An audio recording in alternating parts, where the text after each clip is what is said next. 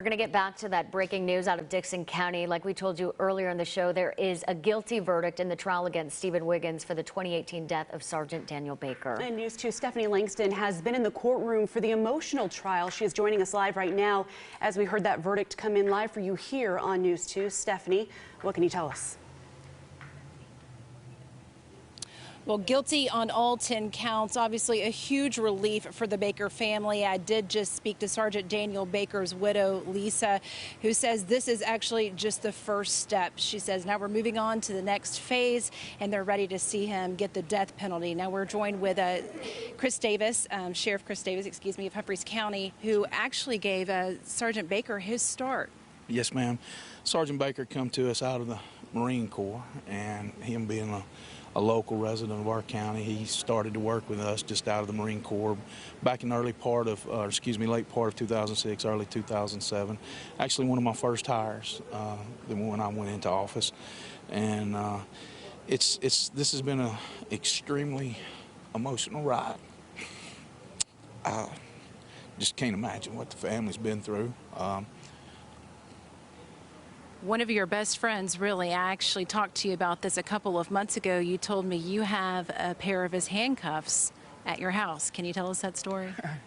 Yes, ma'am. I was on the scene that day, and Sheriff Bledsoe and I were partners, and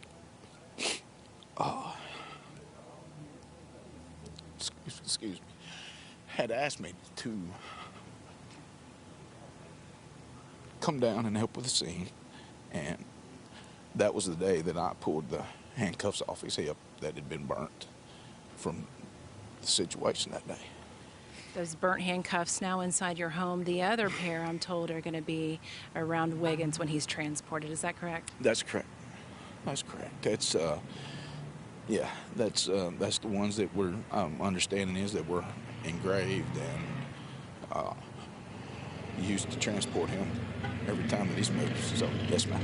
This is obviously a very emotional time for everyone, especially the Baker family, but especially for law enforcement officers as well. Can you tell what this means to you all? This is a case that's really rocked this community and your profession specifically. It has rocked us, our community. It's rocked our profession.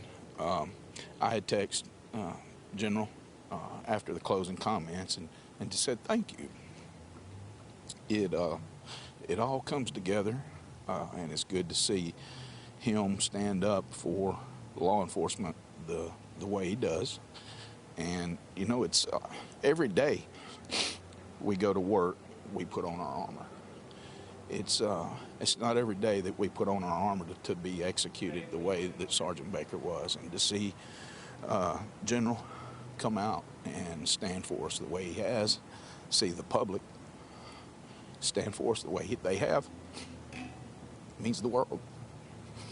This is a day you all have all been waiting for, but as Lisa Baker said, this is just the first step. Will you be here Saturday, and how important is it that we see him get the death chamber in this situation? You know, it's never a good day for anything like this. I've always said everybody's somebody, and there's no winner here. There's no good outcome.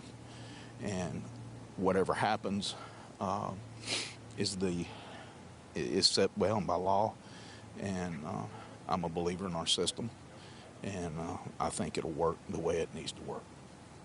Thank you so much, Sheriff Davis. I appreciate you sharing those emotional words with us. And he mentioned everybody is somebody, and Steven Wiggins' mother was actually sitting right beside me in the pew inside the courtroom when those counts all came in of being guilty, and she actually just walked by. If we could show her, Sky. She's walking away right now in the blue sweater that you see there. She was the only family member that we saw throughout the courtroom this week for Steven Wiggins, and I have to say she showed zero emotion as the verdict was read. I think that she was kind of anticipating this, as was much of the Baker family. Even whenever we went into deliberations, the family telling me that they felt like the prosecution did a great job, and they felt confident that they would see Wiggins found guilty on these charges. Back to you guys. Stephanie, thank you for your coverage on this, and I know that we will be following this story as it continues on Saturday as well.